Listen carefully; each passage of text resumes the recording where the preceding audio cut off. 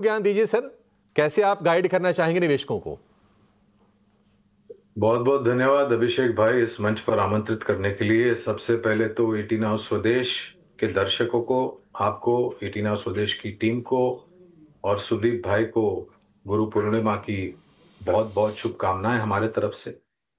मेरे ख्याल से काफी कुछ विश्लेषण सुदीप भाई ने कर दिया है। उसमें अगर मैं कुछ दो या तीन चीज जोड़ना चाहूं तो देखिए, धैर्य, अनुशासन, ज्ञान, अभ्यास, ये सबसे जरूरी चीज है।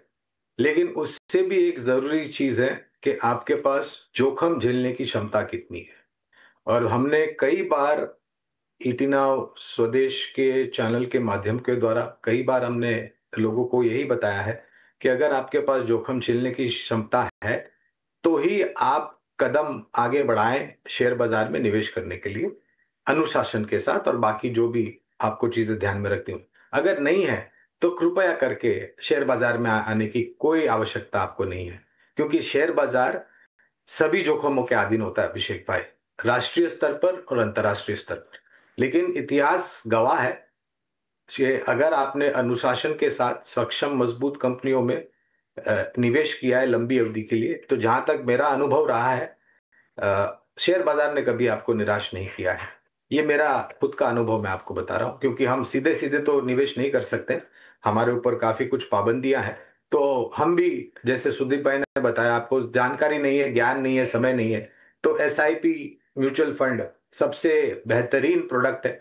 दुनिया का 8वां अजूबा है मेरे हिसाब से। सिप्स, सिस्टमैटिक इन्वेस्टमेंट प्लानिंग, अगर आप करते हो और अच्छी खासी म्यूचुअल फंड में निवेश करते हो तो आपकी पूंजी बढ़ती रहेगी। तो एक चीज जो मैं जोड़ना चाहूंगा वो ये है, और उतावलापन करके कभी भी निवेश मत कीजिए। बाजार कल था, आज है और भविष्य में भी रहेगा।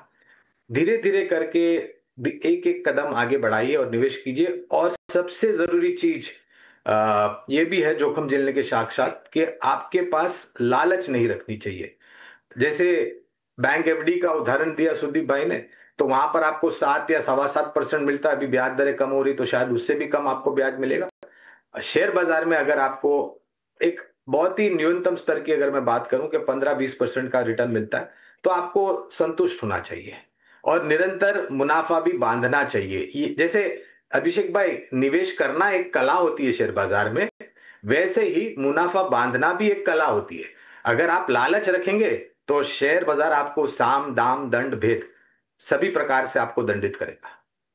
बहुत ही खूबसूरत शब्दों में। और बिल्कुल, अगर आप नए निवेशक हैं या फिर पुराने निवेशक हैं, अगर आप बाजार में पैसे लगाते हैं, ट्रेड करते हैं या फिर निवेश करते हैं, जो भी करते हैं, बिल्कुल सटीक राय आपको आज इस खास दिन पे मिल गई है और चलने में यकीन रखते हैं और जहां पर ग्रोथ इमर्ज हो रही होती है उन पर बहुत ही बारीक नजर रखते हैं। गुरांग सर, पहला शेयर आपकी तरफ से कौन सा होगा जहां पर आपको लगता है कि मल्टी बैगर तो रहा है बट मौजूदा स्तर से भी मल्टी बैगर बनने की क्षमता रखता है? तो अभिषेक भाई देखिए, क्योंकि आज गुरु पूर्णिमा है और आपने इस कार्यक्रम का शीर्षक भी इसी सोच के ऊपर रखा हुआ है, और क्या सीख लेनी चाहिए, तो सीख तो हमने कुछ बता दी, लेकिन ये क्षेत्र को लेकर के भी कुछ सीख हमें लेनी चाहिए। और गुरु मंत्र के हिसाब से तो अभी सुदीप भाई ने वित्तीय क्षेत्र बीएफएसआई सेगमेंट का जिक्र किया। उससे क्या सबक सीखना चाहिए हमें कि एक तो आपके पास जो आमदनी आती है वो, उसको आपको बचाना है और वो बचत को आपको निवेश में परिवर्तन करना है। जितना आप ज्यादा बचत करेंगे उतना आप ज्यादा निवेश कर सकेंगे, और वो भी अनुशासन के साथ। तो वित्तीय क्षेत्र की ही मैं बात करूंगा और यहां पर मैं एनबीएफसीज को थोड़ा बहुत ज्यादा महत्व देना चाहूंगा, जहां पर एक एनबीएफसी है अभिषेक भाई। पिछले साल अक्टूबर से जब बाजार में गिरावट शुरू हुई और ये मेरे ख्याल से मई तक चली गिरावट, ज्यादातर बिकवाली विदेशी संस्थागत निवेशकों की तरफ से, ये एक शेयर ऐसा था जिसने अपने आप को संभाला और उसके साथ साथ एक नया सर्वोच्चम शिखर भी बनाया। विभाजन होने से पहले और बोनस की एडजस्टमेंट होने से पहले मैं बात कर रहा हूं बजाज फाइनेंस की। मौजूदा स्तर करीबन 950 या 1000 के आसपास है। जिस तरीके से इनका कामकाज है, जिस तरीके से इनकी लोन बुक है, इनका ध्यान या फिर फोकस ग्रामीण और मध्यम ग्रामीण क्षेत्रों में ज्यादा है, शहरों में तो है ही, और मैनेजमेंट को लेकर के कोई प्रश्न चिन्ह नहीं है।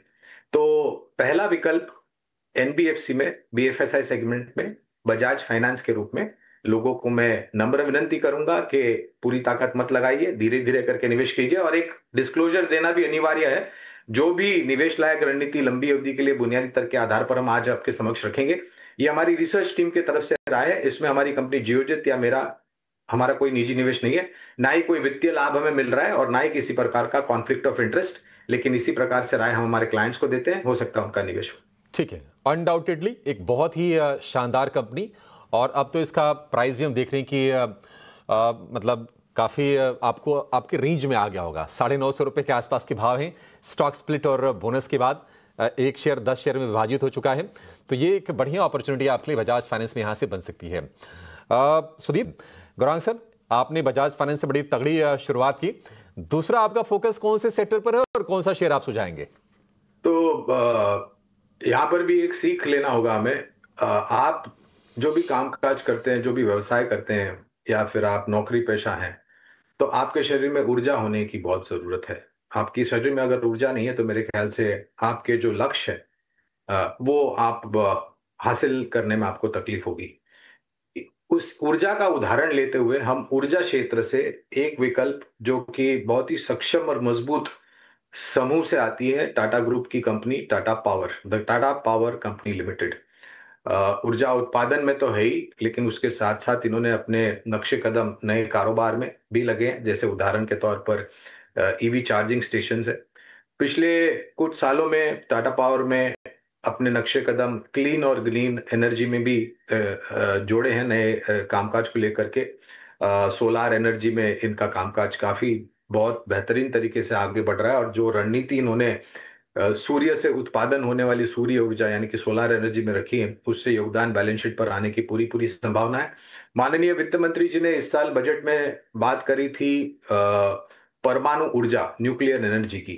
तो बाकी 2 या 3 कंपनियों जिसने पहल की है उसमें से एक टाटा पावर भी है, और न्यूक्लियर एनर्जी यानी कि परमाणु ऊर्जा आने वाले कुछ सालों में जब वास्तविकता में परिवर्तन होगी, तो एक बहुत बड़ा लाभ उन सब कंपनियों को मिलेगा जिन्होंने इसमें नक्शे कदम रखे हैं। और एक बात जरूरी ये समझनी है, साल दर साल ऊर्जा की खपत निजी स्तर पर अगर आप देखने जाए तो वो निरंतर बढ़ रही है, और जिस प्रकार से हमारी आकांक्षा है कि भारत एक विकसित देश बने, सबसे बड़ा उत्पादन क्षमता वाला देश बने और नेक्स्ट $1 ट्रिलियन इकोनॉमी बने, तो जिस प्रकार से मेरी सोच और विचारधारा है अभिषेक भाई कि ये सब हासिल करने के लिए हमें वित्तीय क्षेत्र की योगदान की बहुत जरूरत पड़ेगी, और उसके साथ साथ ऊर्जा उत्पादन करने वाले क्षेत्र और कंपनियों की भी बहुत जरूरत पड़ेगी। तो टाटा पावर दूसरा विकल्प है हमारी तरफ से। 2 शेयर हो गए। नेक्स्ट स्टॉक आपकी तरफ से कौन सा होगा?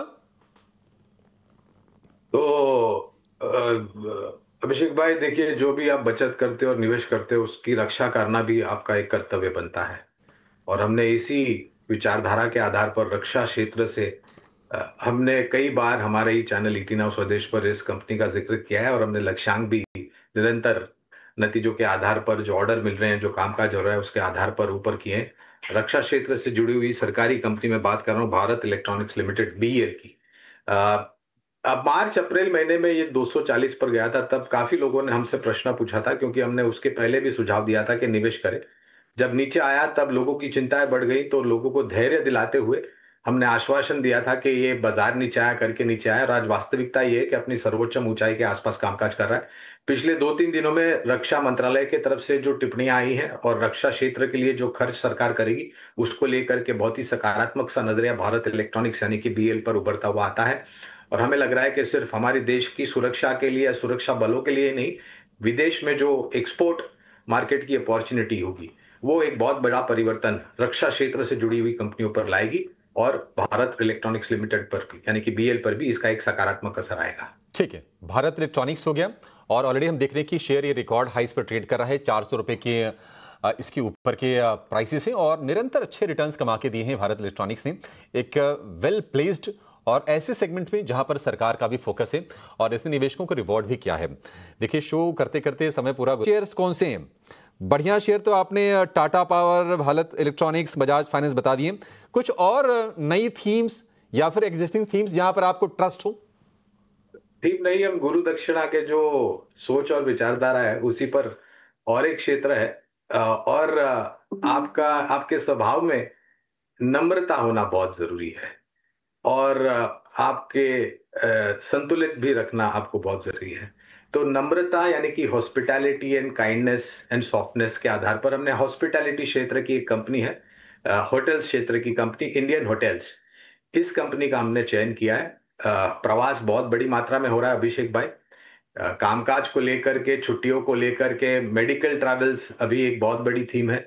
और रिलीजियस यानी कि अपनी आस्था से जुड़ी हुई जो आप यात्रा करते हैं, इन सभी समीकरण को सामने रखता हूं। और जो मौजूदा परिस्थिति हमें दिख रही है, एक बहुत बड़ा अवसर है इंडियन होटल्स में लंबी अवधि के लिए निवेश करने के लिए। ठीक है, इंडियन होटल्स में निवेश करने की सलाह है। और इंडियन होटल्स भाव अभी 800 रुपए के आसपास होगा, लेकिन मुझे अच्छे से याद है कि 80 रुपए का प्राइस था इसका कोविड के बाद, और भविष्य पर सवाल उठ रहे थे। लेकिन 80 वाला शेयर हो गया 800 का, यानी कि 10 गुने का रिटर्न तो दिया है। बावजूद इसके भरोसा इस पर है गौरांग सर का, इंडियन होटल्स के कारोबार पर, क्योंकि मैनेजमेंट इसकी भी काफी सॉलिड है और एक्सपेंशन मोड में ऑलरेडी हम देख रहे हैं कि ये कंपनी भी है। चलिए, तो इसी के साथ आपको बहुत ही शानदार शेयर तो मिले ही, लेकिन उससे कहीं ज्यादा वैल्यूएबल, कहीं ज्यादा बेशकीमती आपको एडवाइस भी मिली मार्केट के दो महागुरुओं की। इसी के साथ इस शो को यहां पर समाप्त करने का